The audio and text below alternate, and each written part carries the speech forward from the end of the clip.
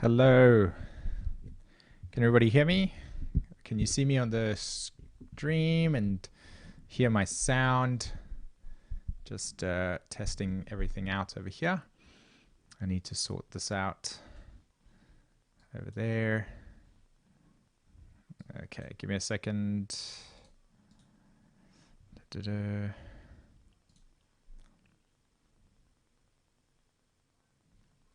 Yep. Magic.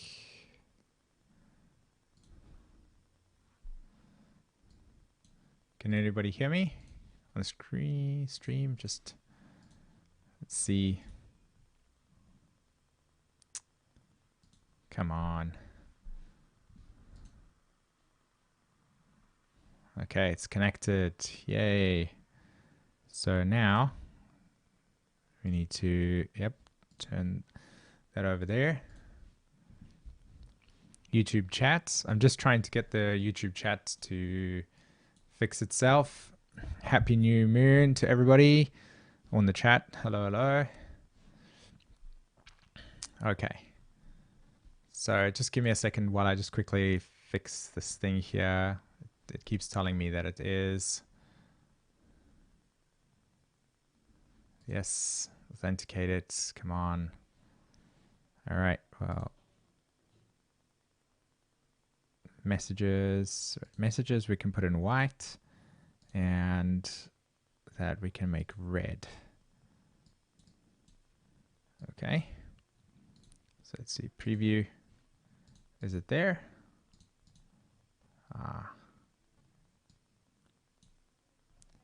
Nope, still not showing up. I really want that to work. How's everybody doing on this new moon? Well, yesterday was actually the new moon, so how's everybody doing today in the chats? Or just kind of, while I'm just sorting this out over here. Okay.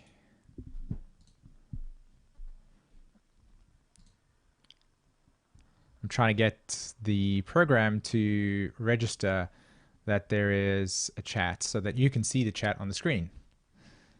So that's what I'm doing at the moment.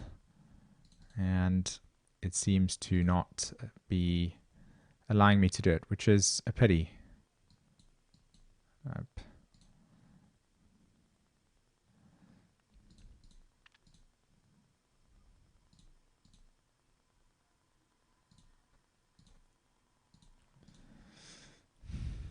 Okay, authorization successful.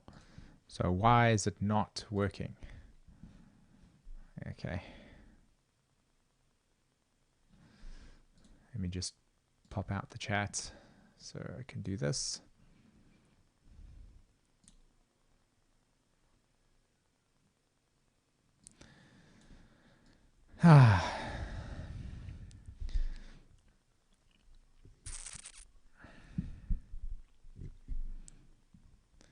Yeah, I see. Is that Epiphany Fraser? You said that the new moon is activated your natal moon with all its aspects. It's been a colorful one. I can just imagine. Yep. All right. Kate, good morning. Sid, yes, you can feel the new moon energy. Kara, you can also feel the new moon energy. Magic. Hi, Andy. How you doing? Let me get this to over here. I can actually see if, I wonder if I can, right, let's delete that and let's see if I can maybe access something here. Windows selection. Nope.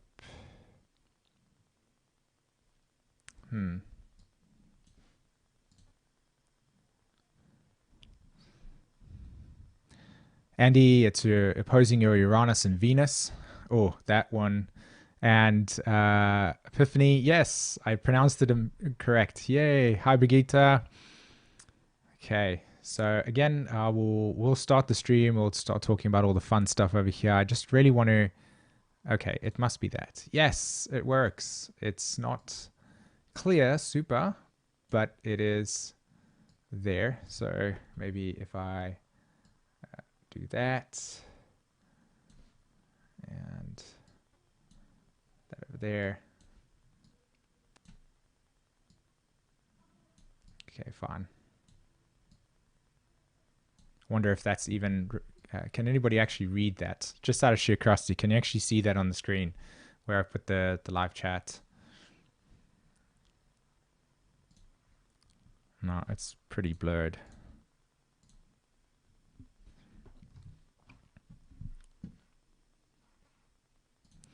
Also, one quick question from the chat. I know I see you can see it, but how blurry is the chat? How blurry is the screen, by the way? Because I'm getting an error that's telling me that it's only streaming at 332 pixels or 30.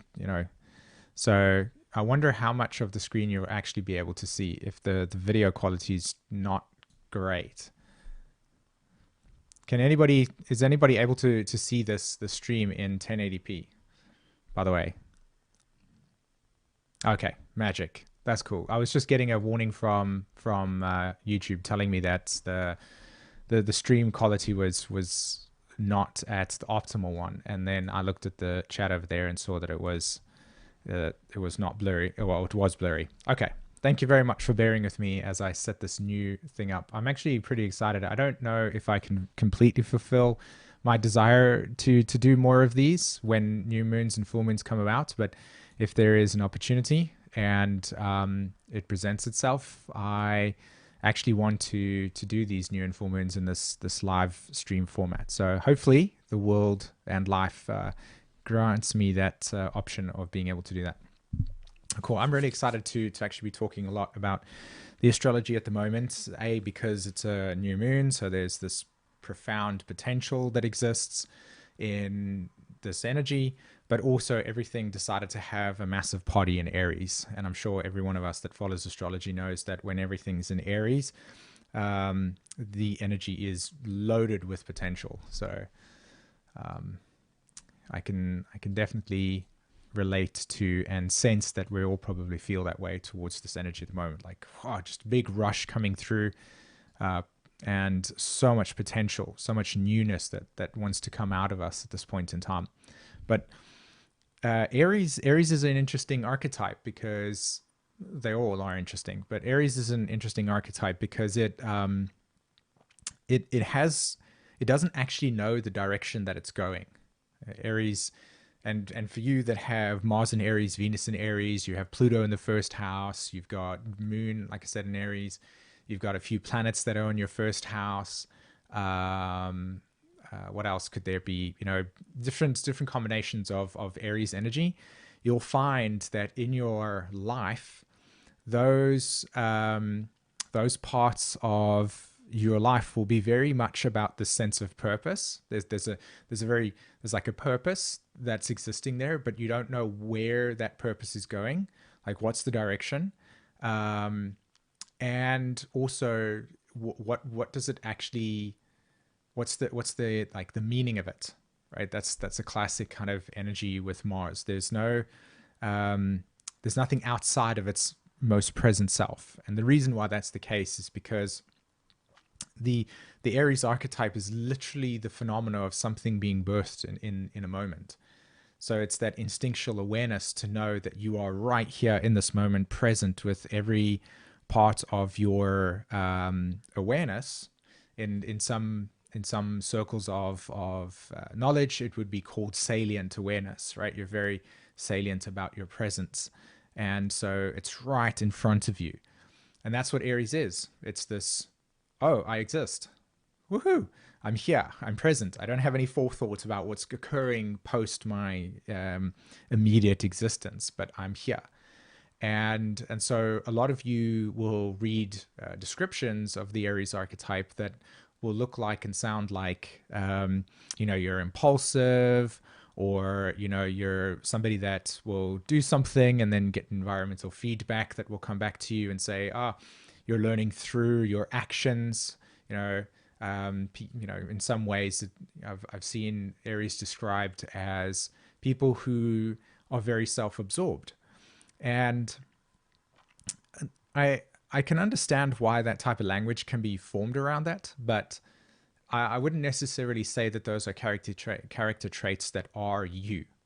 Okay, just thinking about Mars in Gemini at the moment and the North Node in Gemini, and a lot about the last couple of months, particularly with this recent full moon in Libra, really changing the narrative, challenging and changing the narrative of how we've internalized messages, how we receive information, how we have allowed information to configure our own perception of awareness.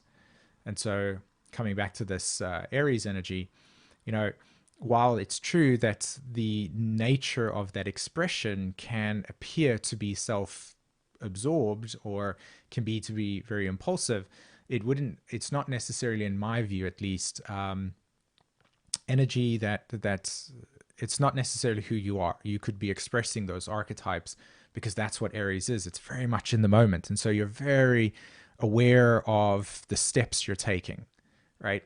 So in evolutionary astrology, the kind of suggestions for Aries energy is to always allow yourself to recognize the environmental feedback that you're getting as you instinctively express, instinctively kind of step into an experience and go, oh, look, I'm here now. I didn't actually know that I was here until I realized I was here, and now I'm here, right? Notice how these words of here are part of all of those sentences, because it's expressing this incredible level of presence in the moment, right? So this Aries energy actually in your life is meant to represent something new, right?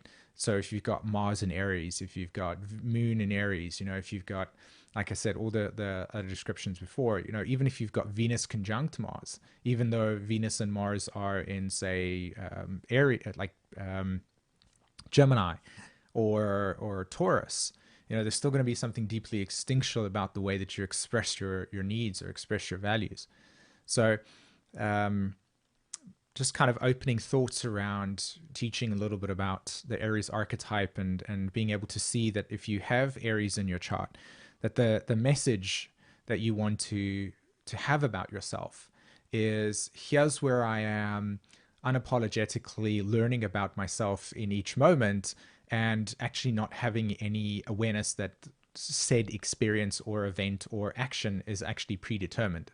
It's deeply it's coming from oh, look, I did this, or oh, I said that, right? And so then you'll get some environmental feedback that will like, I wonder if that was the best thing, or wow, that was a really great idea.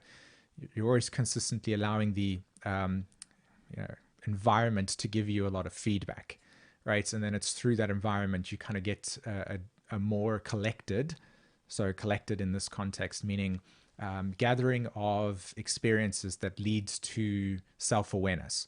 And that's where the whole entire thing about the first house is associated with the self, right?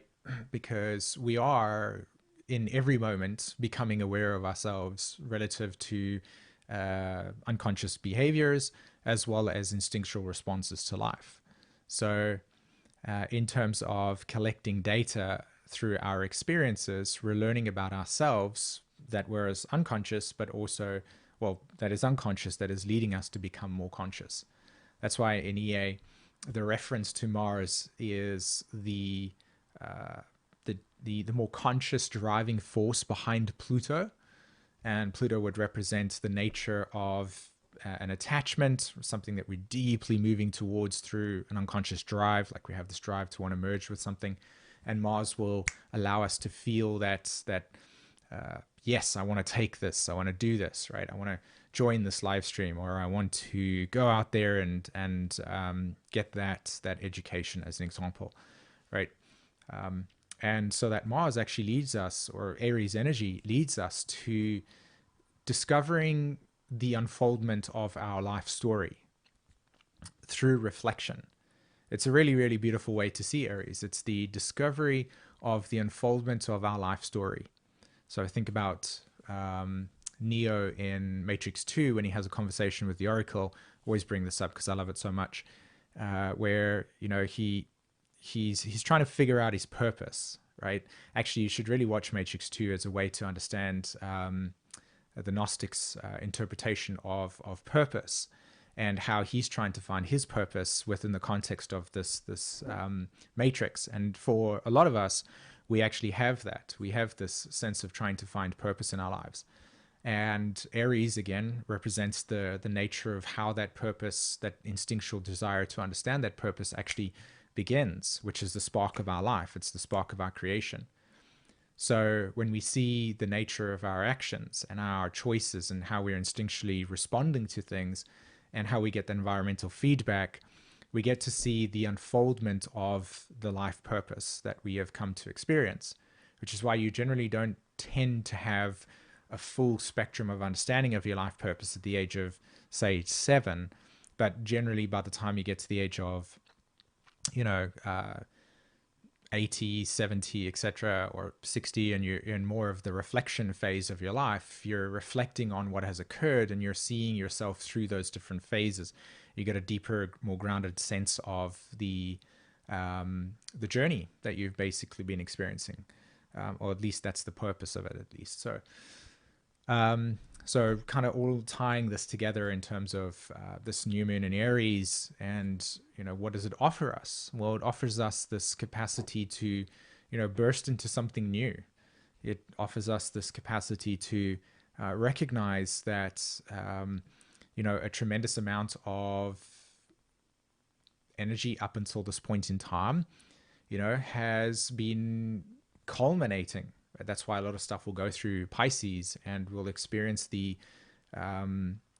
surrender of, or letting go of, essence that no longer has meaning. Okay, that can, the imagery that comes to mind when I think about Neptune is like the extraction of liquid from a physical object, right? When liquid kind of evaporates from something, see the liquid and the evaporation action as spirit, right? We lose meaning in something. We become uninterested in experiences, right? We lose the essence of purpose in it, or at least the meaning. We let go of the illusion that we've projected into it. So the intention here with this Aries energy is that now that the energy is culminated, and that the essence of things that are lingering, that no longer have value for us anymore, kind of begin to evaporate, and so there's more space for us to take up, right? We become more present with energy. So here is an invitation with Venus in Aries, Sun in Aries, Mercury in Aries, Chiron in Aries, right? To take up space, right? To take up space within your own physical self, to take up space within your presence. So the question to you that I could pose to you is, what are you taking up? What space are you taking up? Where do you unapologetically own your own ground? Which is a very complicated, triggering, and intense question to ask yourself, as well as the context of society and where we are at the moment, considering the level of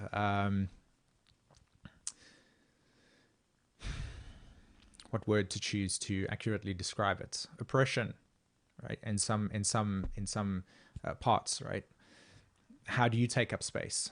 So this is where the duality of this energy can be deeply real for people. The duality of this Mars energy, the duality of this Aries energy as well. The invitation is to recognize the ability to take up space within your life, within your presence, within your actions, but also where people feel that there is no space to take, where that space has been taken away from them. And so instead of feeling the abundance of space within themselves and around themselves to invest more of their own presence, there's this recognition that the walls are closing in, and that's the duality of this energy at the moment. And there's many kind of ways in which this can play out, right? With Saturn at the moment in Aquarius, and it's forming a square to Uranus at this point in time in Taurus. And I want to talk about that and how that's the backdrop for a lot of things that we're witnessing in the world right now. That square is deeply significant for us, and again, it is, in my view, contributing a lot to fracturing that is occurring in society. You'll know that with the Saturn-Jupiter conjunction video that I did in December, I talked a lot about the splitting and duality that will be occurring at the moment.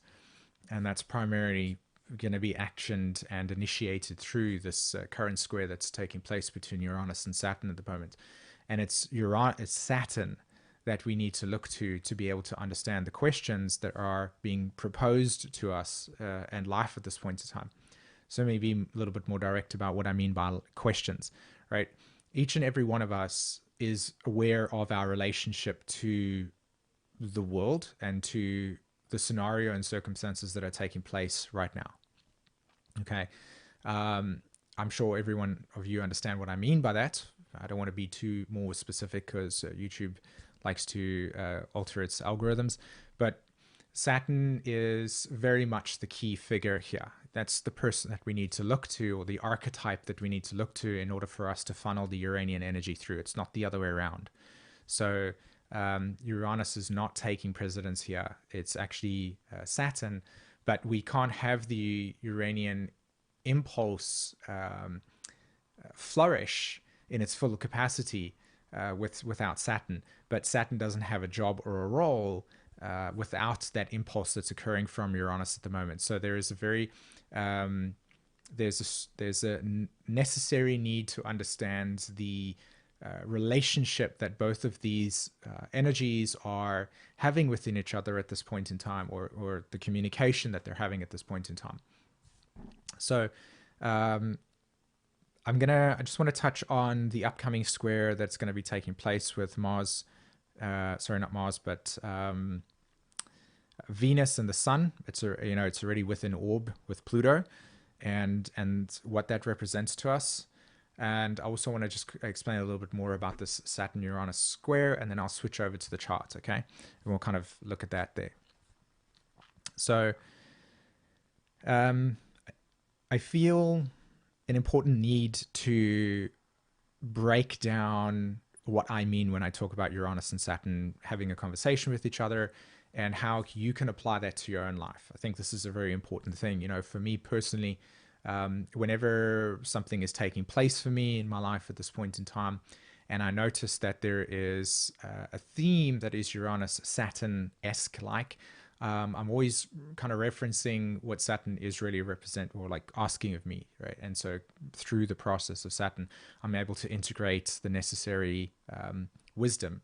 So the wisdom from Saturn for us all, so wherever Saturn is transiting in your astrology chart at this point in time, if you're having in your third house, or if you're having in your sixth house, wherever that is, look to that placement and ask yourself the following questions. Where can I be more, recognize more structure here, right? Where can I develop more structure here?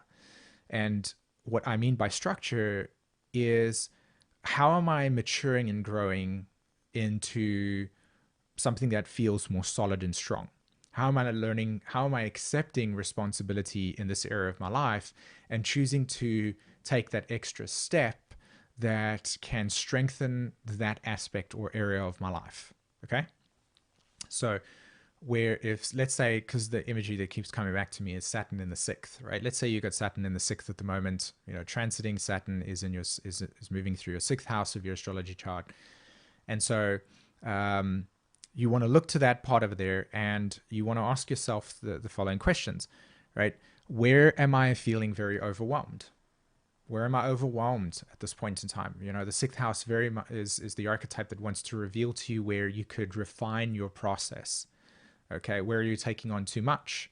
Where do you give some of your energy or your energy, and you're noticing that the energy is not coming back to you, right? You're actually, in a sense, being scattered, just as an example, right? So the question then then you want to propose to yourself is, how can I take a step back and maybe take 10 minutes or 15 minutes of my day and reflect on structures that I have in my day, and how can I review the actions I take to like respond to those structures or those routines, right? And so you're taking a proactive stance. So taking a proactive stance wherever Saturn is in your chart would be a very healthy thing. Okay. Saturn in the ninth house, as an example, could look like just randomly going off the top of my head, because everybody's karma is deeply individual. So it's very difficult to give you specifics, but you're charting to get at the thread of what I'm talking about here, right? So Saturn in the ninth house would ask you to look at what types of points of views or perspectives do you hold about your life and your reality, and are they conditioned by your early life? And do those perspectives and points of views embrace or encourage you to look beyond what you know? Do you find yourself limiting your point of view to fear of the feeling of, feeling like you don't know enough, as an example? So the suggestion with Saturn in the ninth house is to look at the way that you structure your perception of reality. How do you form your opinions? Why do you believe the things you believe, as an example? And then to expose yourself. This is another beautiful thing that I think is really healthy when you're working with Saturn in your chart, is to look at the parts of you that you feel afraid to expose yourself to things that are unknown. Okay, so Saturn likes to create a boundary and says, this is what's safe for me, and I put myself on the other side of this boundary over here, because what's outside there I don't know and I feel uncomfortable with it. So Saturn always, through Uranus, this is also where Uranus comes in here, we'll ask Saturn, hey, does that boundary, or does that sense of definition about yourself, is that working for you? And that's what you want to be questioning. You just want to be kind of pushing the envelope a little bit about what you know to be true or safe about yourself, and then exposing yourself a little bit to something that's unknown, right? And that's how resilience takes place, right? In order to create a strong defense, you need to be able to expose it to things that allow for it to develop deeper understanding of its environment, right? So exposure to things, small doses, can allow for resilience to take place, right?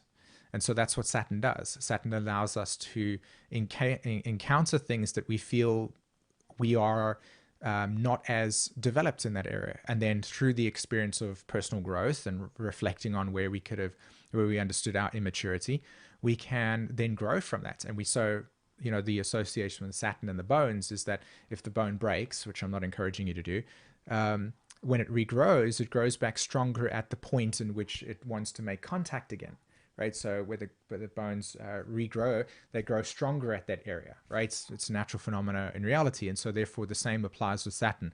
When we expose ourselves to things that are a little bit outside of our comfort zone, we grow a little bit more. And so that would be a beautiful way to see this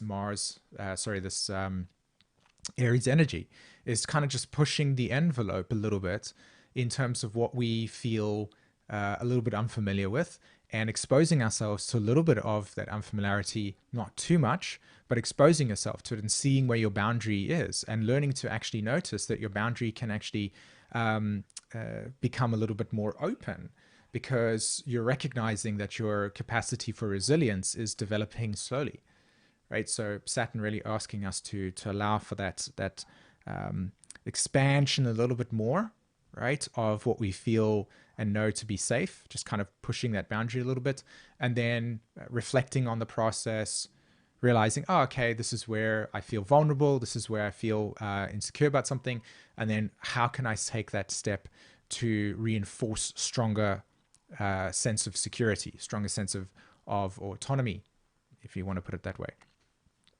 Okay, so I want to just kind of throw out a small little thread into the community over there, into the chat, and just say, does that resonate with you? Do you understand what I mean by that? Otherwise, I'm just kind of babbling on about here and yeah, nobody's actually understanding it. So I'll just wait for that feedback while I get some water.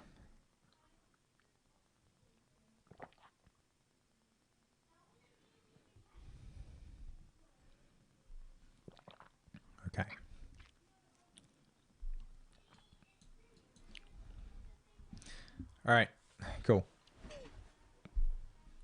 Good. So to summarize, Saturn-Uranus square at the moment is deeply significant. It is the archetype. It's the energy at the moment that is forcing us to confront limitations within ourselves and to ask ourselves the question, how is this serving me? How is this limitation serving me?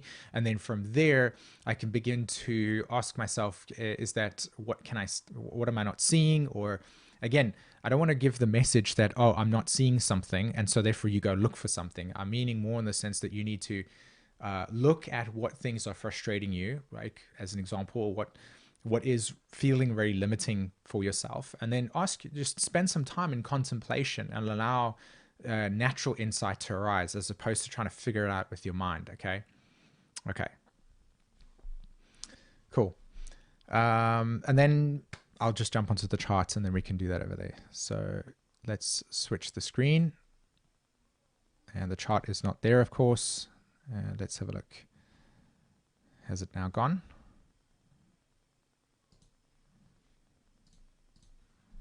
Okay, let's see. There we go. Everybody can see the screen. So I'm just going to pull up the chat quickly just to see if you can see the screen. So just let me know if you can see the screen, everybody, and then I'll move on.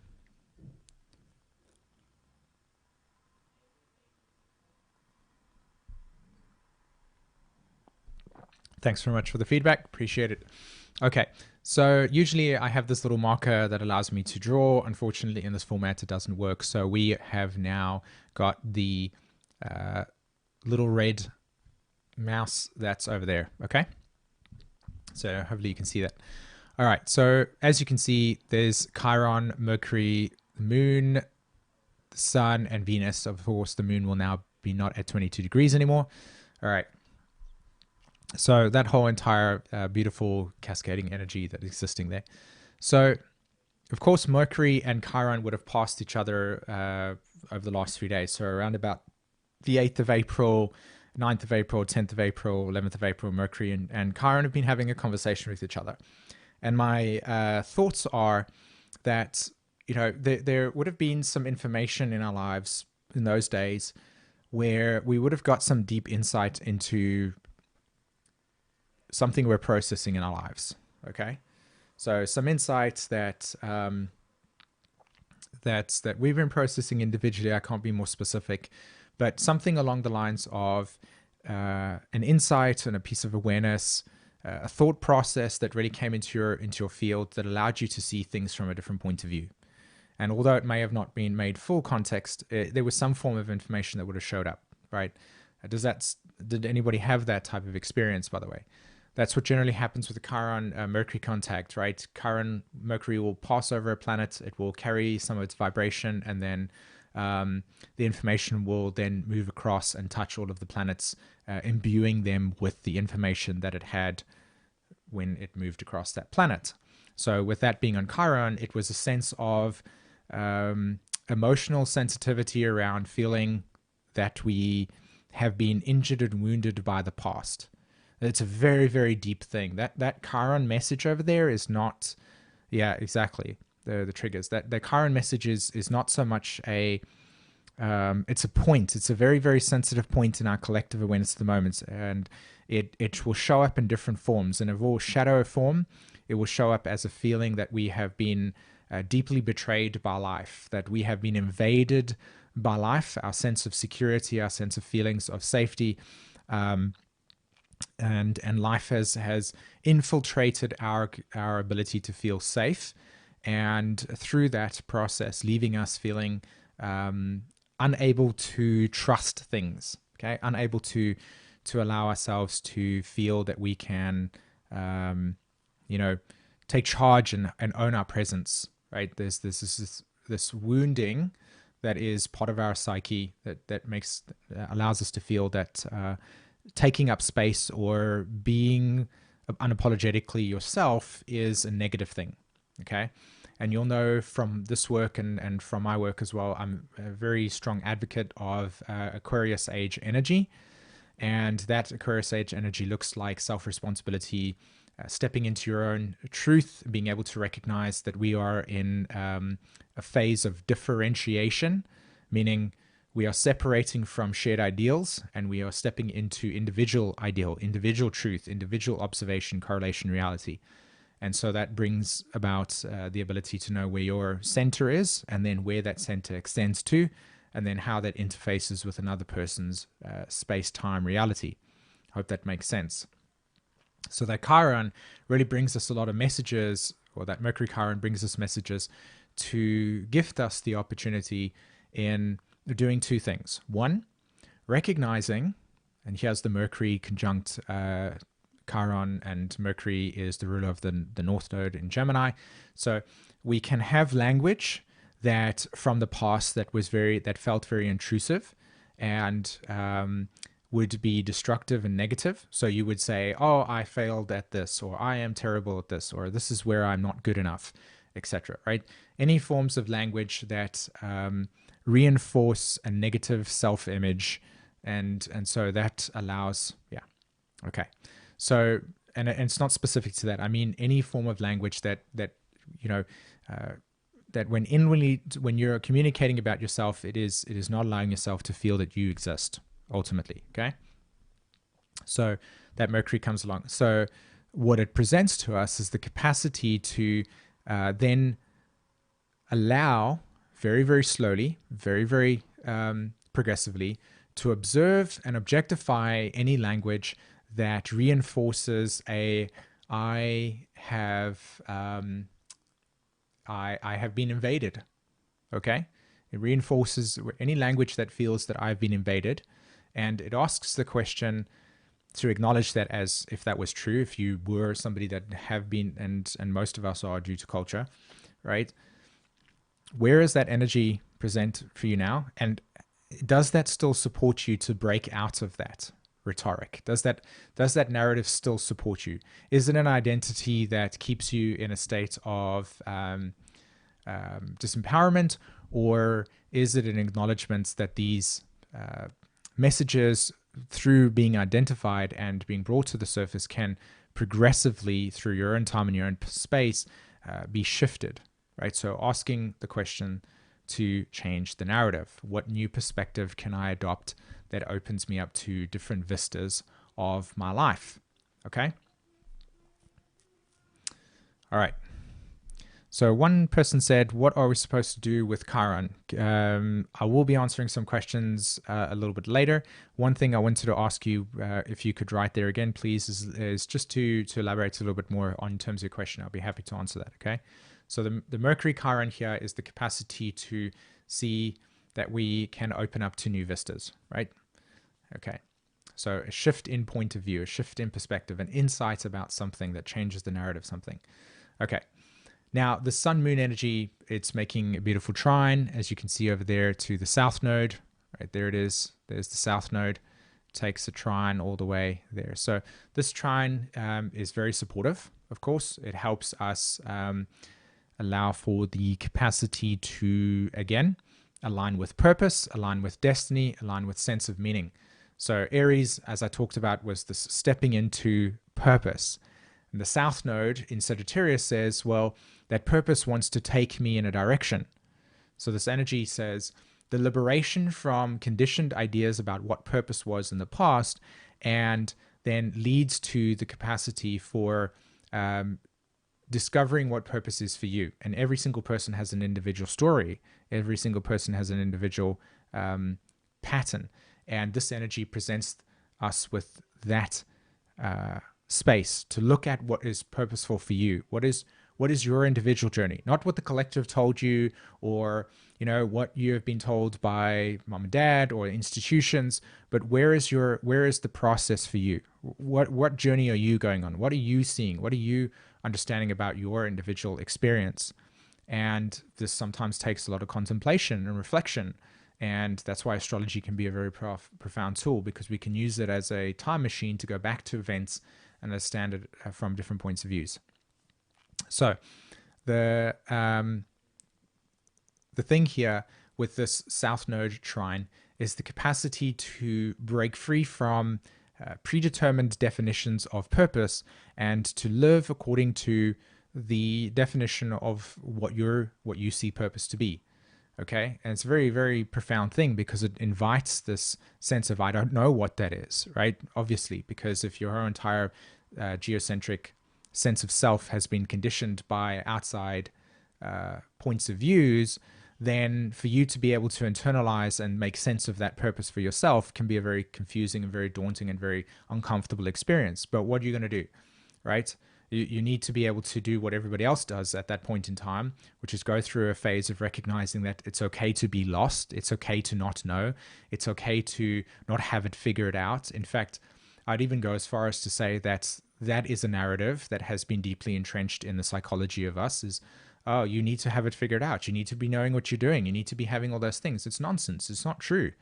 It's not true at all. In fact, I would even, like I said, I'd go as far as to say, to put it on record over here, that being comfortable with not knowing what that purpose is a very healthy thing. It means that you acknowledge that life is not always consistently working in the way that we as human beings define it to be, which is you have to have a purpose. No, that's not true, right? An elephant never questions its purpose. It understands its individuality from a deeply biological point of view, and it also doesn't even contemplate that because it doesn't have that prefrontal cortex capacity. But you understand the point here. Just allow yourself to just be present with where it is occurring and unfolding for yourself, and allow your life to reach you as opposed to you trying to reach it, right? There's a massive need to allow for life and something deeper to actually emerge out of you. And so this is a kind of reframing the narrative, right? Looking at life and changing its framework and allowing yourself to actually not always feel like you need to be in the driver's seat of something to be able to know that you'll be safe, right? It's a deeply conditioned part of the ego persona that will necessarily and rightfully be doing that until you step out of that, part of the role of the ego and saying, hey, thanks very much for supporting me at this point in time, but I can take over from here and I can start reconstructing my sense of self according to new perceptions of truth that are real and relevant and feel correct for me, right? So that's a big thing, okay?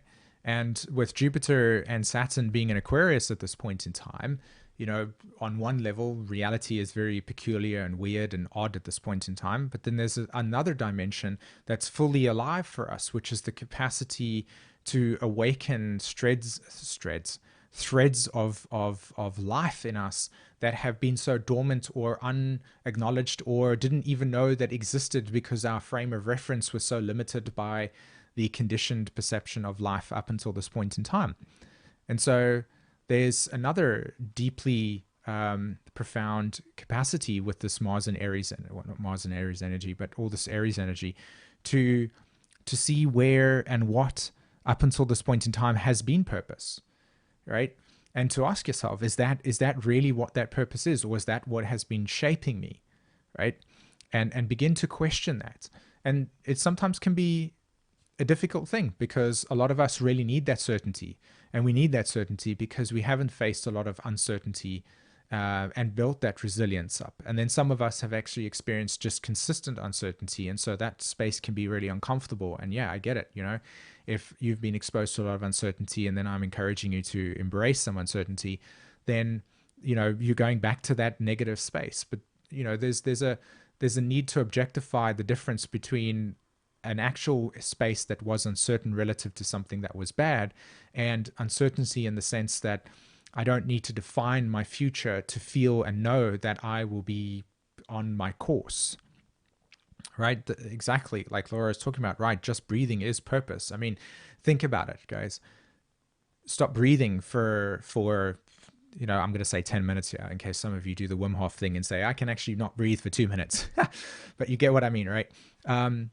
Just stop breathe for 10 minutes and you'll start to notice that the very thing that we have become so over identified with, which is purpose and meaning in the sense of, what is that, evaporates because you're actually, dealing with the most primal need that is present for us. And that's a very Uranus and Taurus thing to say, that primal need of just being in existence is a purpose. That was what that Aries was. Like, you were born, and now allow the unfoldment of that journey over time to reveal it to you. I mean, time is ironically our greatest gift, but it is also the thing that we can turn into our nemesis, because, you know, who would want to grow old and feel like they've missed out on life? Like, I mean, that's a natural feeling to have, but it is also a phenomena that is deeply entrenched in the biology of our organism. And so therefore,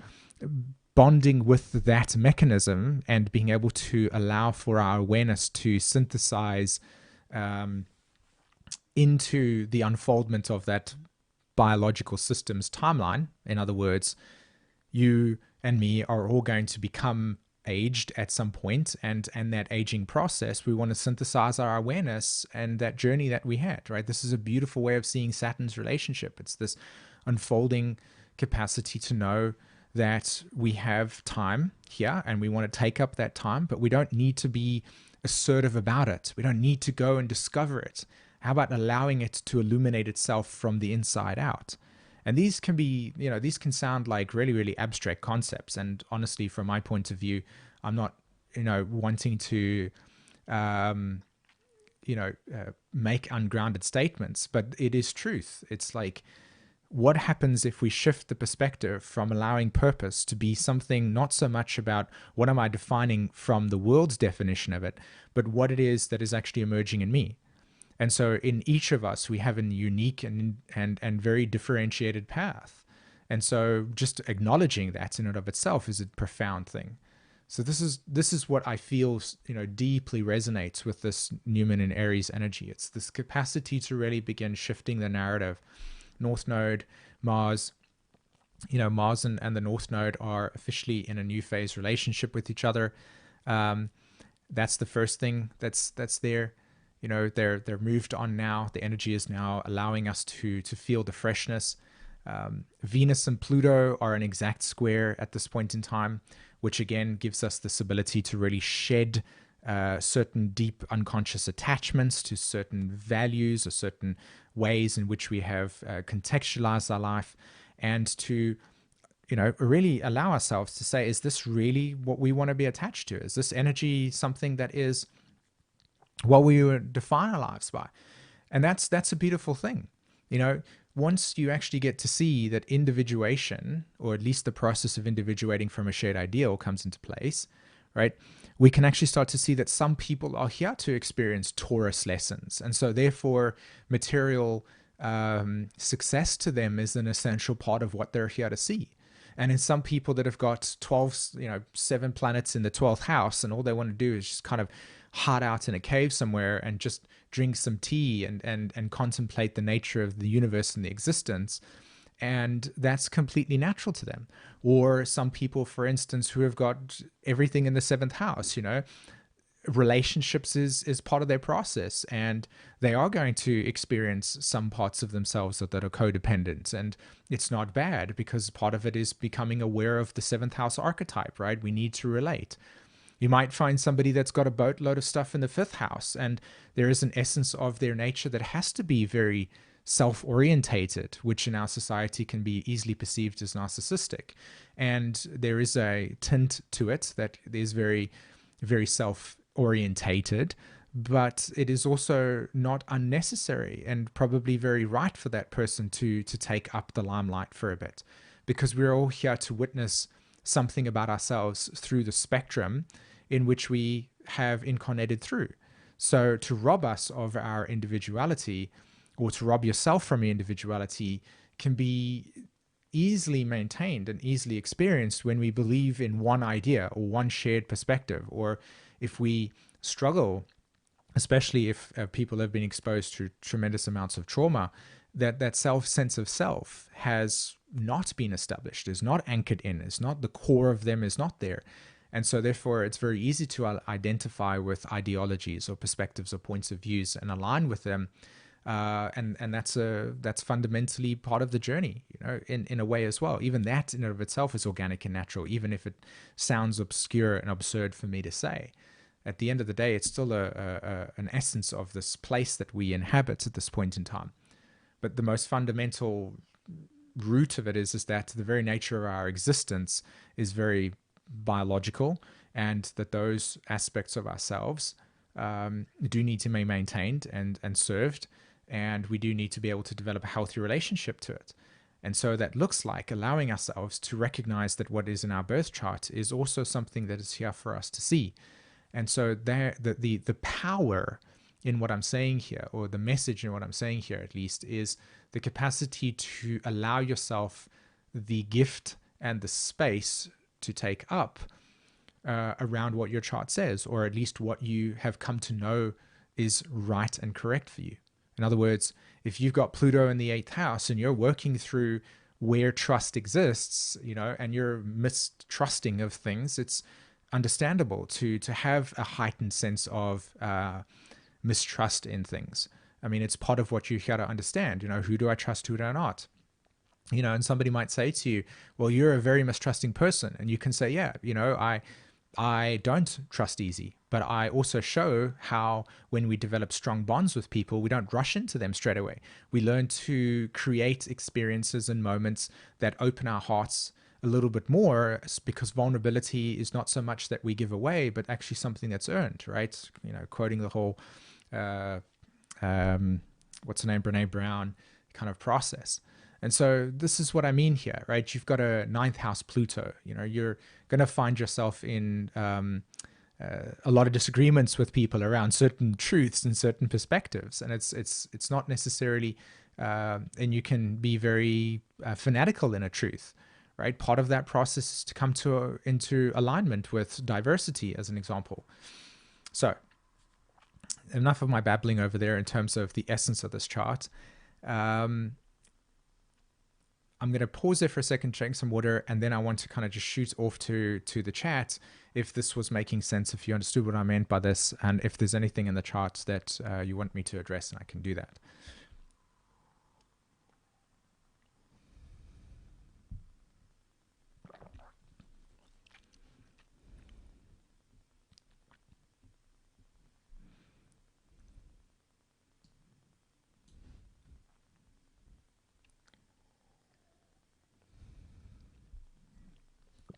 Okay.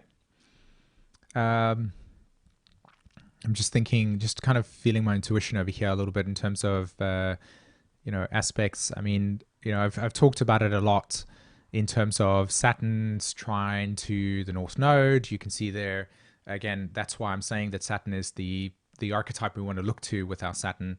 Saturn's trining the North Node, so the suggestion here that we need to filter through the Uranian impulse. Again, Uranus wants to break down and open up where we have attachments to certain value structures that don't represent or resonate with us, right? So that would be that energy there. So what Saturn's doing here is it's asking you, what emotional attachments do you have to these values, and how have they served you in the past, and how have they brought you to this point in your life? And now you're at the point where you start to cut out what is not necessary and begin taking up space around things that are necessary for you and are real for you and are relevant for you as well, right? You're starting to own that sense of immediate self with all that Aries energy over here. Initiation into something new, right? Aries energy is very much about initiation into something completely new. Okay.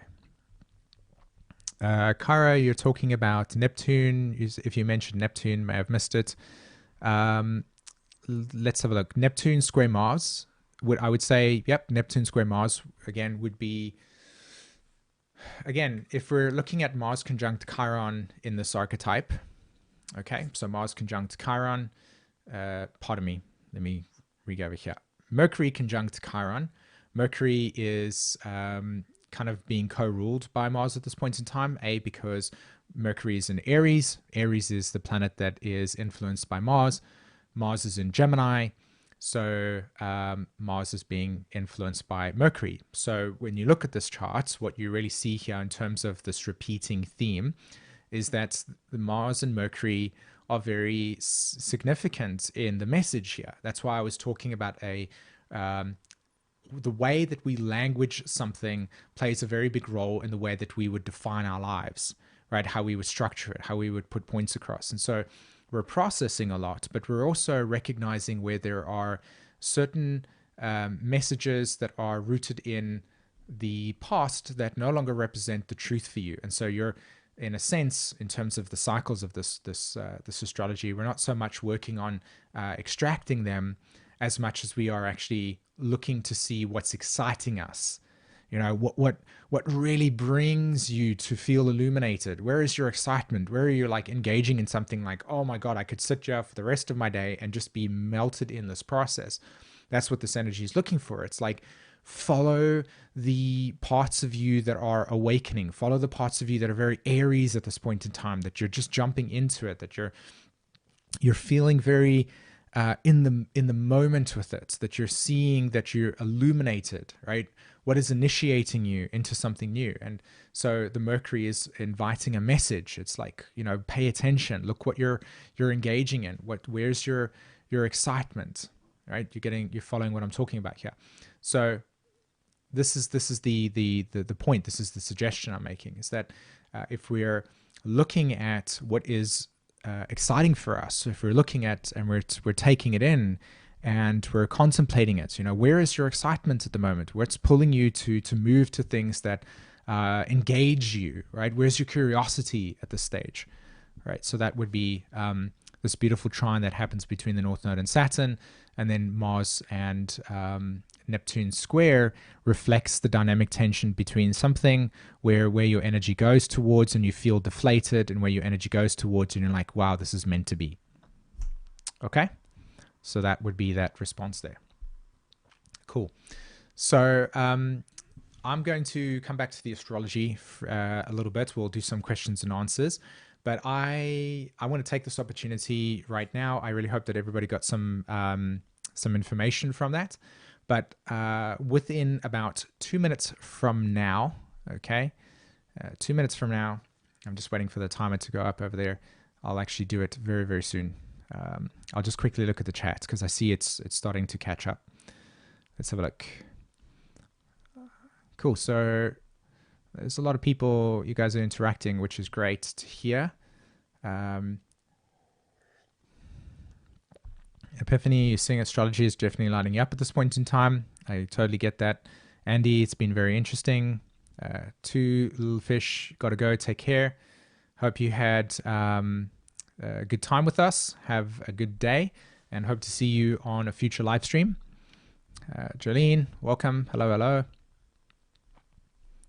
Awesome. Okay.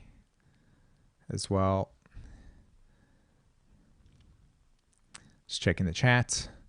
So you can see the sextiles that are taking place between Mars and the Sun Moon, new moon, that's energies there. You can see also the trine actually that's being had with Mars sitting at 23 degrees of Gemini, trining Jupiter there, and then you have the North Node trining Saturn. So you've heard me talk about these outer planets over here, or talking about these two planets here, Jupiter and Saturn. Saturn is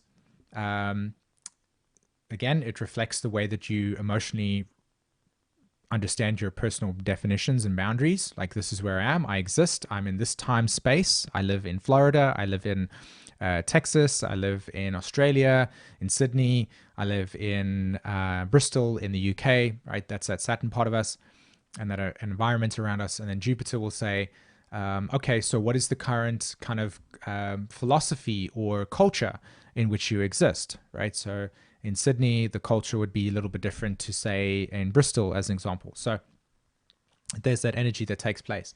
And again, Jupiter, Saturn, we're talking about establishing an internal cosmology that is in alignment with a truth that resonates according to you, right? Okay, cool. So great. Amy, you got a question, and I'll definitely be jumping into them. But I would like to take this opportunity exactly at this point in time to announce I am super, super, super excited about this. I finally, after 3 months, get this opportunity to actually say this to you guys. I know I've been saying it in terms of the videos, but the Awakening Inner Truth course that we've been working on for the last 3 months, which is where a lot of our energy has been going, is actually alive and available to the public, right? The registration for the course is actually now open, and it opened literally a minute ago. And I have the link to go and check that out if you would like to. Here we go. I'll post it in the chat. That's there. Thanks very much. Yes, Sid, I saw that you registered last night. We actually, the registration was made available to the early bird waiting list, and more than half of the actual list has already signed up for the course. So there's only half the spots left on the course now. So there's been incredible excitement around it. And for those of you that have already signed up for the process, I am deeply excited to actually work with you guys. And I can see that you are also really, really excited. There's been a lot of enthusiasm that's come through. Both Jen and I are, we're just, everybody's coming through, and we're like, yeah, we're so excited. And we really didn't actually anticipate it at all. So, it's definitely amped up our excitement levels as well. But it's now finally made available to the public, which, like I said, I've been literally holding my tongue for the last 3 months. We're now like, yay, we can finally tell people that the course is actually available. And so, yeah, it is now there. And now it is open to the public. So there's a registration link there. We'll also put it on the bottom of this video for those of you that are watching this after the fact as well. And yeah, like I said, there's half the spots are already taken. So I know that there's not much space left for this course. I can't wait to actually get that started. So really excited about that process as well. Yeah. What was there? I was just going to say that there's an actual private support group that comes along with this, and there's also, we've created over 10 hours of content, and that's all available to actually be watched at your own pace. And we'll, every single week we'll release new content for the next 8 weeks. So yeah, that's a big thing. I was like, finally. So we're really excited about that as well. Cool. So I'll post the link there one more time if you guys want to go and register for that. Like I said, there's not many spaces left because of the early bird waiting list. Okay, so I'm going to come back to the main screen over there right now. Hello. And what I'd like to do for the next remaining time is just kind of invite some questions. Amy, you said you had a message. So if you want to fire that message across, I'd be happy to respond. We'll just go into a Q&A, okay?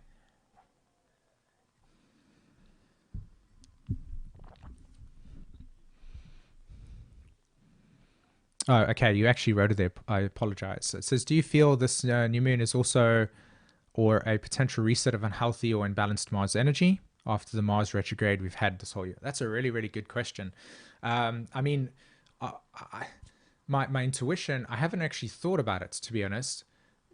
And I'm not entirely sure I know the exact accurate answer, but I would say that, well, my intuition immediately, when I read that, was yes. And I would back it up in a way that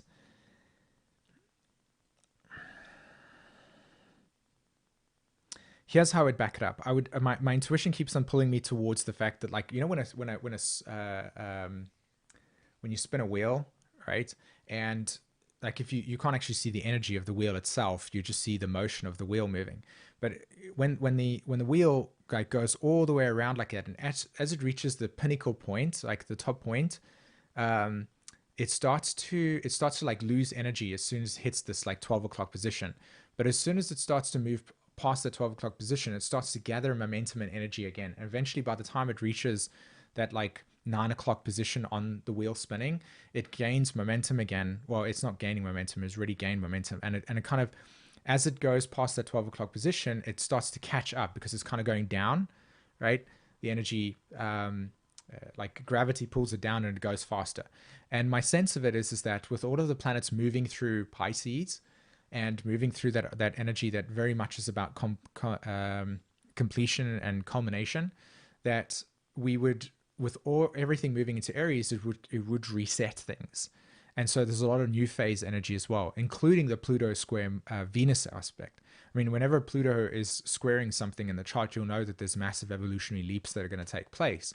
You might not necessarily see it in the moment, but you will look back at your life in the next 3 months, and you'll look back at this moment and see how much has actually grown relative to what is, kind of wanted to spring out. So to answer your question, I would definitely say yes in that way. Yep, that would definitely be balancing energy there as well. Cool. So I hope that answers that question, or if that kind of makes sense to you, and it's yes to everybody else. Thanks very much, by the way, for those of you that really, that are joining our course. Of course, we're really excited. I can see that you guys are excited as well. So, yeah, like I said, really just happy that I could now eventually share what we've been working with, as opposed to keeping it there, because we didn't know, there was a lot of unknowns. The PT, hi, welcome from India, right? Hello. I'm glad to see you on the chat. I haven't seen you before. Okay. So you're saying, as a moon ascendant, do transits affect me more than others? I have moon Cancer with the North Node in the first house. Yes, I would definitely say that. I mean, the fact that the moon's on your ascendant, plus the moon's in Cancer, which is ruling that, and then you also have your North Node there, I would say that the moon definitely influences you.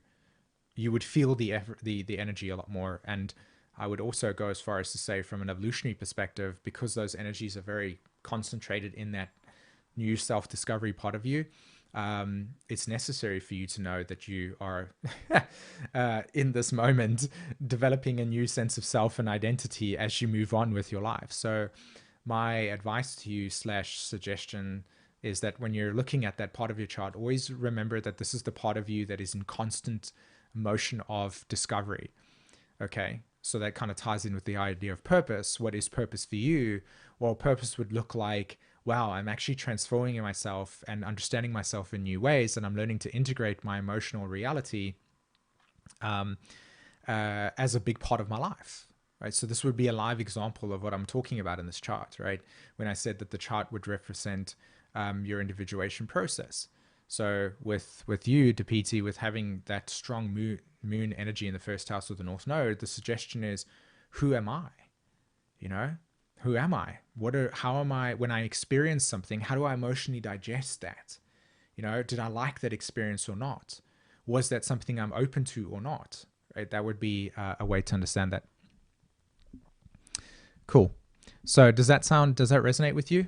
And for anybody else that are trying to understand a more practical understanding of what I'm sharing today, that would be an example, right, of how we each have different threads of coming into purpose. And so purpose would look like, for Depiti, a deep sense of understanding, in why it was very important for her to not forget herself in relationships, South Node in the 7th house, but also to understand that it's important for her to know herself first, so that when she does relate to other people, she's not losing herself in the ideas and perspectives of other people, but really being able to know who she is and then create strong, healthy relationships. Oh, I like this. Oh, I don't. Right? Okay. Cool. I'm glad it resonates with you, Amy. And again, feel free to ask another question if you want me to elaborate on that, or yeah. Jennifer, what about Saturn? What about transit Saturn squares natal Uranus and Neptune? So what about transit Saturn squares to your natal Uranus Neptune? So I suspect, hold on. It's transiting Saturn, squaring natal Neptune. So your natal Neptune Uranus, what is either in Scorpio, which can't be, or in Taurus. Could you, Uranus, Neptune. So I know that everybody alive on the planet right now would have Neptune, Uranus either in, I know Uranus would be in Scorpio, and so therefore you'd have a Saturn Uranus square, but Neptune would not be in Scorpio at the time, it would be in Sagittarius. So if you were able to, if you could elaborate a little bit on that, like just tell me where your Uranus and Neptune is, that'll help. Otherwise, yeah. I'm always torn between emotional satisfaction, as it's myself, first house, and the exalted sun in the 10th house, Aries. Okay, so The reason why the sun would be in the 10th house Aries there is because when you define yourself in a new way, you need to be able to know what your sense of immediate boundaries are. So the sun in Aries in the 10th says, I will no longer identify myself like this, i.e. probably through cultural conditioning and parental conditioning, but actually, hey, I need to be this way. Okay, Neptune in Scorpio, and Uranus is, so your Pluto Virgo generation, and Uranus is in Libra, in Virgo, or in Leo, if I'm not mistaken. Your Uranus would be late degrees of Leo, right?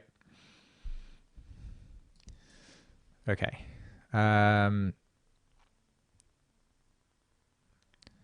Okay, so, all right.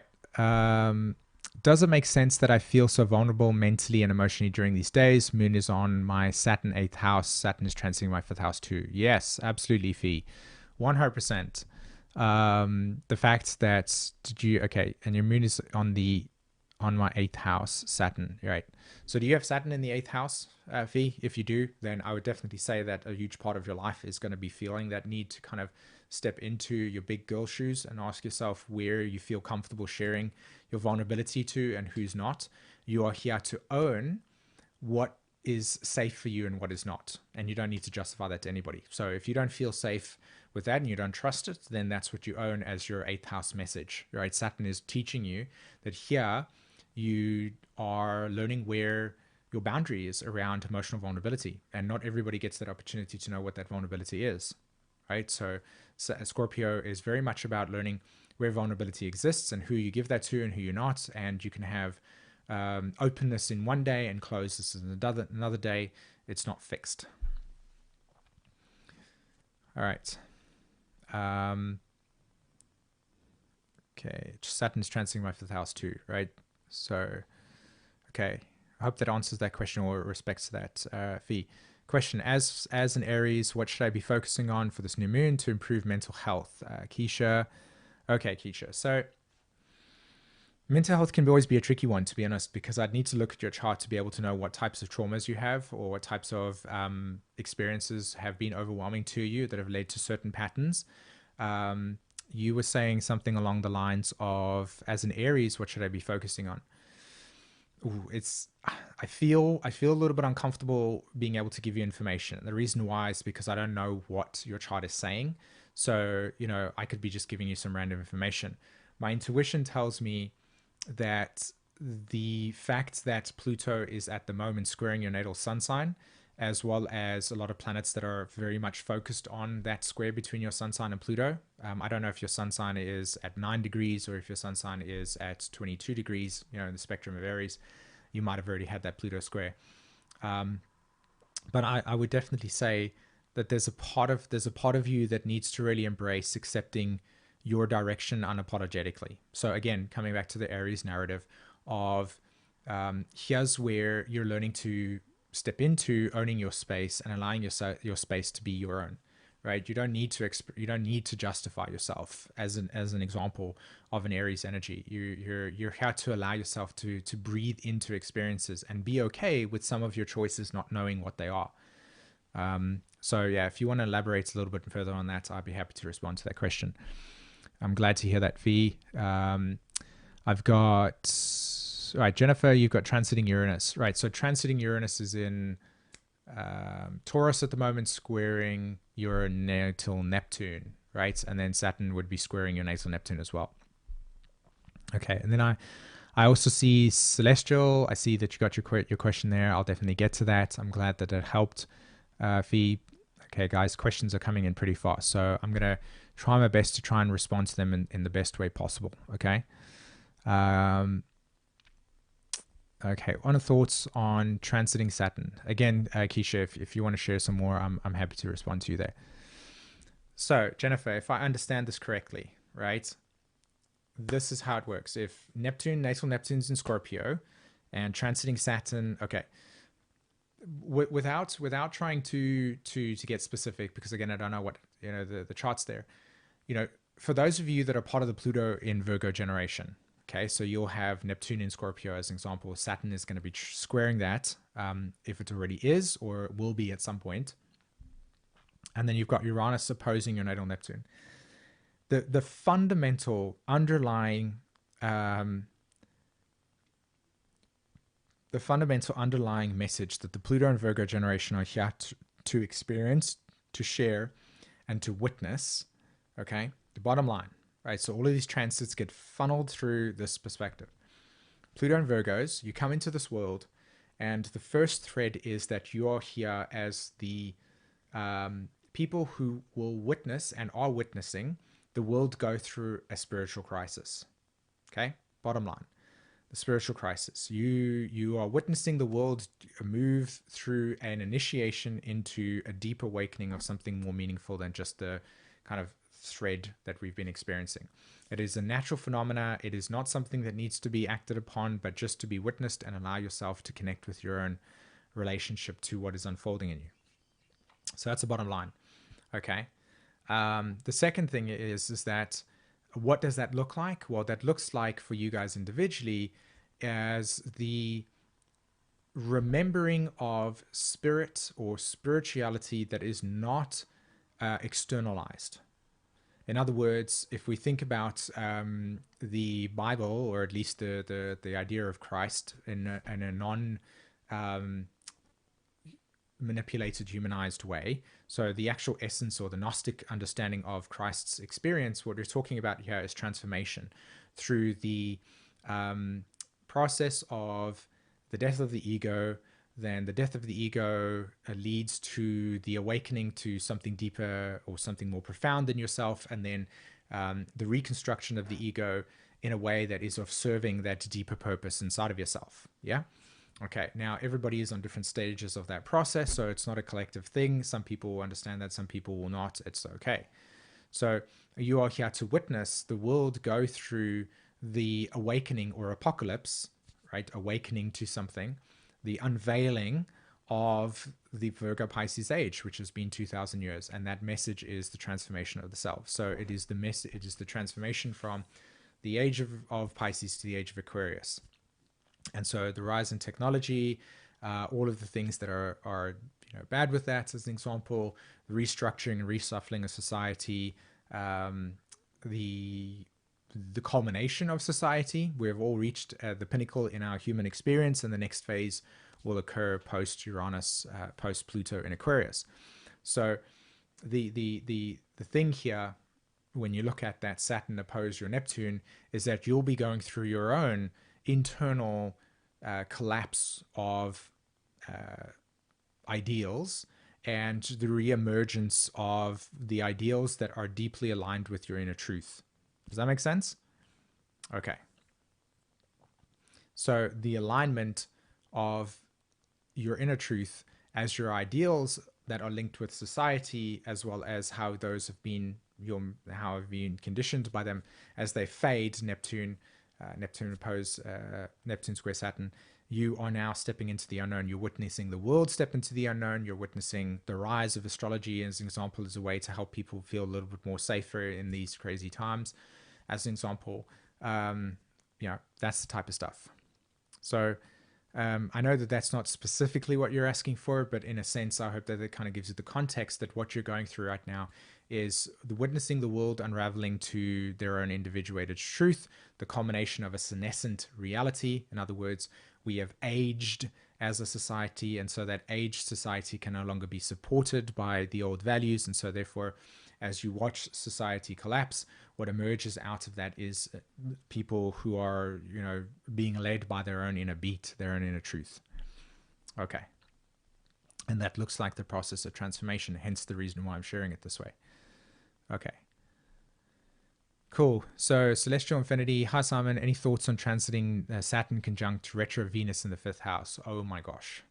That's a positive thing, by the way. Just I didn't want to freak you out.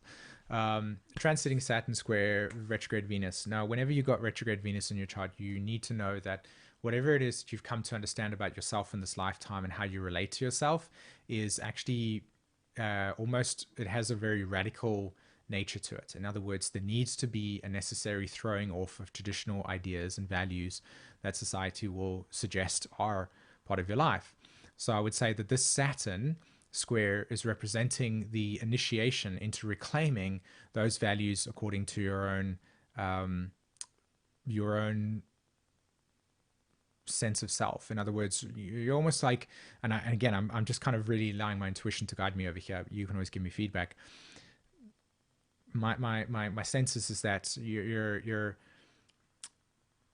allowing yourself to acknowledge that what you know to be true and what you value within yourself, and how that has been, maybe you haven't felt fully capable of being able to own them completely, that energy is now coming into fruition. It's like you're getting, Saturn's asking you, hey, by the way, really own it, like really ground it, really become more like stronger in your ideals, in your truth, and being able to gift yourself that those values that are essential for you in this lifetime are not just random, that they are correct for you, and you need to validate them. You need to give them space. Venus in the 5th house, right? All right, Saturn. So let me just make sure over here, because I noticed you're saying, yeah, Saturn is conjunct your natal Venus. Okay, so the same thing. I mean, there's no difference. It was just the nature of how it would work. The only difference is the square would initiate something as developing, whereas the Saturn conjunction, if I'm understanding it correctly, is deeply connected to something that wants to emerge. So you might actually feel a lot of heaviness at the moment, a lot of restrictiveness, a lot of sadness around certain ways in which relationships have been in the past. And you really want to be able to allow yourself the space to understand, A, what relationships meant to you in the past, how you may have not, what they have meant to you in the past is a big deal. That's A. And then B, allowing yourself those insights or awarenesses, or what has shifted in you and how you've related in the past, to become anchored into your life. Saturn is about anchoring something in. So what new values are you anchoring into yourself that are orientated on bliss for you, right? Saturn the 5th, Venus in the 5th. So what new creative projects do you want to start, or what have you not maybe given yourself in the past that you can now give yourself going forward? Okay, cool. All right, so let's have a look. I see the PT, you responded. Let's have a look.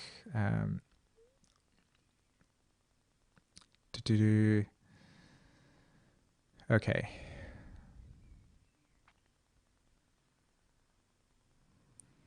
I'm excited about the transmission. Welcome, Donna. Glad to have you on board with us at this moment in time. Actually, you know what I'll do? I'll just do it like that. So, all right. Big story in my chart is Neptune conjunct natal Jupiter in the 6th. It's been enlightening. Yeah, I bet it has. And I wouldn't be surprised if you're probably going through experiences of, wow, I thought that was the truth and now it's not anymore. Or, wow, I got new insights about that and now I feel like I need to learn more. So I would definitely say with that Neptune Jupiter transit, to spend more than what you would usually do in quietness and contemplation. I mean, go for a walk, right, by yourself, and just be present with your surroundings and your environment. Neptune transit Jupiter can be a very profound experience in terms of insights about things that you might not necessarily be present to if we're in very much in our busy world, but it can also be something that can bring you an incredible amount of distraction. So ask yourself the question, what am I distracted by? Or what am I taking? Where am I putting my psychic energy to? And is this feeding me something that is illuminating a sixth sense, a metaphysical truth about myself, or am I escaping? Okay, you might actually become sensitive to things that escape as well. That's a very profound transit. Deepati, okay, there we go. True Simon, due to parental conditioning, career is extremely important to me, but discovering self through yoga fulfills me. Recently learned to draw boundaries in relationships. Awesome, good stuff. And there's that Saturn in the 5th house. Sorry, Sun in the 10th in Aries, where parental conditioning and career is very important to you.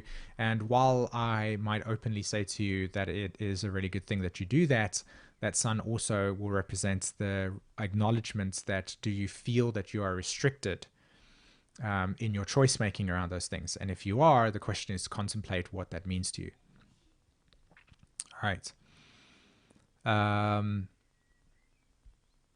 Cool. Linda Shaw, this is extremely helpful. I have Mars and Moon. Okay, magic. I'm glad that you got something out of that, Celestial. Or Lisa McCraw, question: can you please touch on the Libra generation, in particular the Saturn conjunct Pluto conjunction? Mine is in second house retrograde both. So the second house retrograde would just reflect your personal karma associated with it. So for if you took 3 people and you put one person with Saturn Pluto in the 10th, sorry, not Pluto, Saturn, yeah, Saturn Pluto in the 10th, Saturn Pluto in the 6th, and Saturn Pluto in the 2nd, you guys would share the same conditioned reality, which is that you were born at a time of radical revolution that was wanting to spur out, which is now what you see in the world. A. B. That the Pluto Libra generation has a lot to do with healing boundaries. And you will see that when Neptune enters Aries in 2020, blah, we will be shocked into awe around what does personal space mean to you? That would be a Pluto Libra generation theme, right? What does personal space mean to you? How do you know how to take up space for yourself? Again, all of this Aries energy. I mean, this is the precursor to Neptune's transit through Aries. And when Chiron has finished its transit through Aries and Neptune enters it, what you will see in the world is a lot of people defining meaning and purpose, not so much through the Neptune cosmology of spirituality, but more along the lines of, what does my personal space feel like? I love my personal space. It's my individual boundary. Who am I, right? I'm learning to heal the individual self. So a lot of what I'm sharing with you right now will actually become mainstream when Neptune enters Aries, and people will be like, yeah, okay, I'm recovering this, or I'm doing this.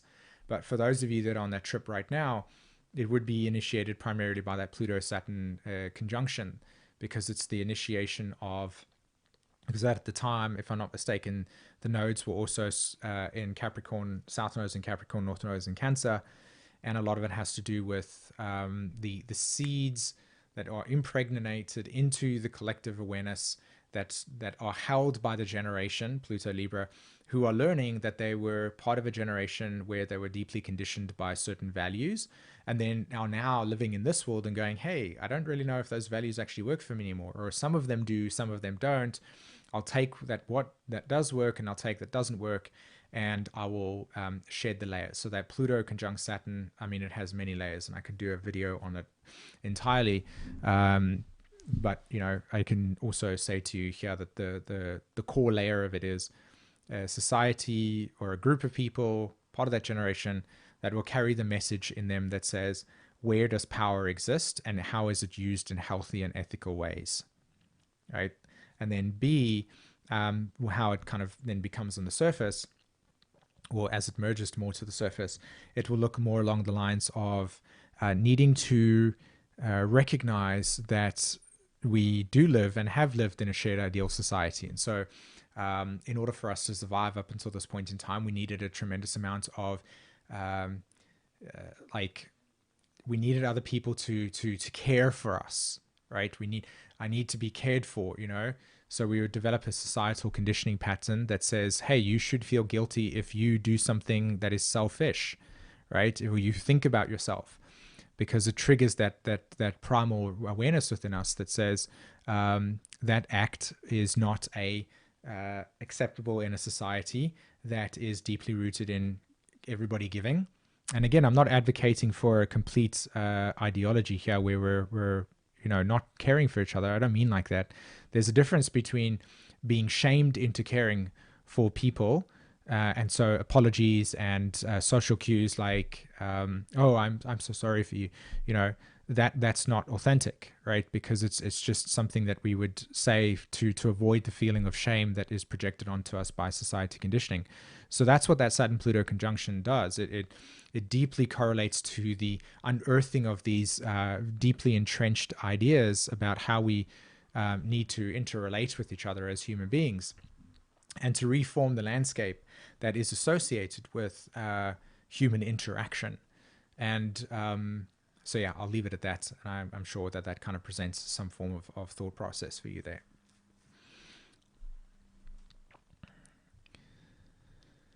Okay.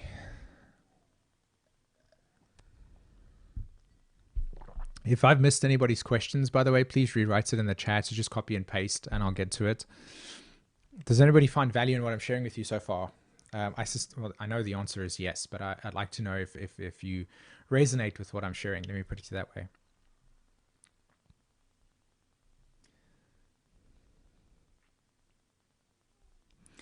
Sherry, you're right. You're saying, yeah.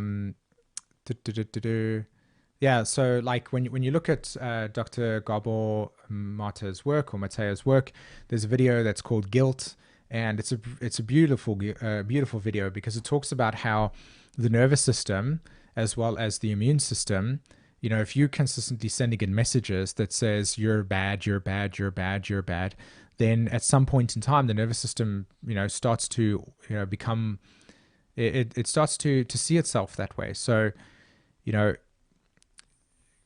not having healthy boundaries, while society can shame you for it because it's perceived as, you know, you're taking responsibility for what you feel and own to be your truth, and recognizing the other person's emotional reality, being more authentic in that way, is detrimental. You can be saying yes to everything, and then you find yourself actually developing a lot of resentment. You know, but we don't like. How many of you went through school and had a specific series of lectures or lessons? Listen to me, right? Lessons on healthy boundary making and why the importance of boundary making was taking place, right? You didn't. You learned that through trial and error and a lot of judgments and crossing boundaries and et cetera, et cetera. So there's a lot of things there that we didn't get. And so a lot of us are recovering from the absence of real valuable insights as human beings, as opposed to knowing the name of the capital city in some random place all over the world.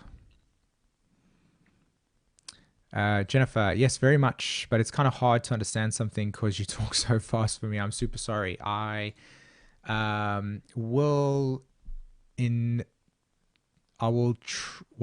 try. I thank you for the message. That would be a perfect example of the Aries energy at this point in time, right? Since environmental feedback. I know I do talk fast when it comes to channeling information, and I don't mean as in I'm channeling information. I mean more in the sense of how it just comes out. So in my attempt to honor my own words from this video, I will talk a bit slower, and I'll try to answer your question again. Well, not answer it, but respond to it in that way. So Shri, you said you had Aries in the 5th, Pluto, Virgo, and midheaven. Right. So Aries in the 5th, destiny is a big thing for you. You know, purpose is a big thing for you. So I would definitely say that with the sun in the 5th house, you've come here to really allow yourself to be bold and unapologetic about what you discover that is interesting, fun, and exciting to you. Okay. So you're here to really deeply entrench yourself in purpose and meaning. Okay. Yes, it's recorded. Absolutely. And then you can put it on.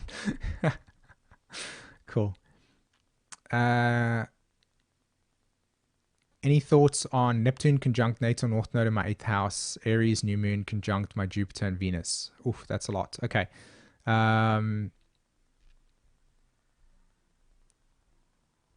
Let's have a look. Any thoughts on Neptune conjunct north node in the 8th house, Pisces? Right. So I'm just trying to think about who has the north node conjunct Neptune. So Neptune conjunct, okay. I'm taking it as my cue that the stream is coming to an end very, very soon, because I'm reading this and my brain's making stuff up that's not there. So I think I've reached my limit. Okay. So any thoughts on Neptune conjunct natal north node in the 8th house? Right.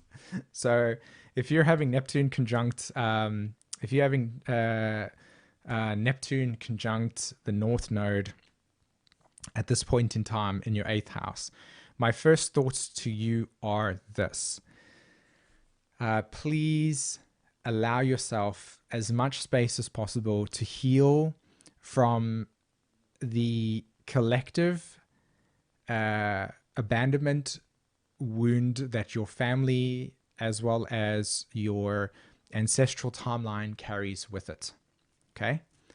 All right, the 8th house, you are learning that safe openness and safety and security, and that life can be sometimes very transformative and sometimes uncomfortable.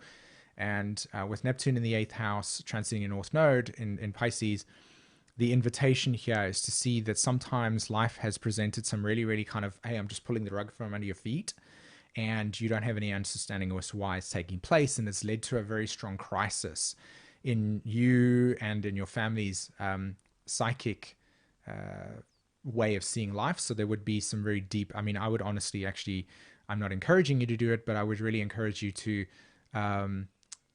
find somebody that you can trust and talk to them about some really profound, overwhelming experiences that you've had and or parents have had in your life. And to walk and to just kind of like process how those experiences were at the time were really kind of like, oh my God, this is happening, to, hey, life sometimes pulls the rug from under our feet to let us know that there's another step in the journey that we need to embrace so that we can strengthen our resilience. And I know it's you know, that's one massive aspect of it, but you're also healing a lot of trust in life, like bunkered downness, a lot of scarcity trauma that may have occurred in prior lifetimes relative to, you know, exactly. So you're really looking to step into opening yourself up a little bit more to life. Astrology would be an example of that, and taking it very slowly, not being overwhelmed with a lot of new things, but really just becoming comfortable emotionally with new things being in your life. Okay. All right, Sid, have an amazing day. Thanks very much. You got to go. I'd like, oh, wow. Okay. Thank you so much, Sharia. I appreciate your super chat. That is awesome. Thanks very much for that. I really appreciate it. And if I really hope that answered your question. And yeah, cool. Let's have a look as well. So peeps, I'm going to end off today with the call. I realized that was my cue. And I just want to say thank you so much for your time and attention. I really hope that you got a lot of value out of this as well. And thanks very much, Cherie, for the $10 super chat. Deeply appreciate that. I sincerely hope to do more of these live streams as well. I hope to connect to most of you in terms of your questions. And yep, thanks very much, everybody. And yeah, for those of you that are interested in the Awakening Inner Truth course, I'll post the link over there. You can go check that out. Again, I'm not entirely sure how many people have already signed up now. So if you do want to do something like that, there are limited spaces available. Okay. All right. So magic. Thanks very much, everybody. I really enjoyed this. This was an amazing experience, and I look forward to chatting to you again in another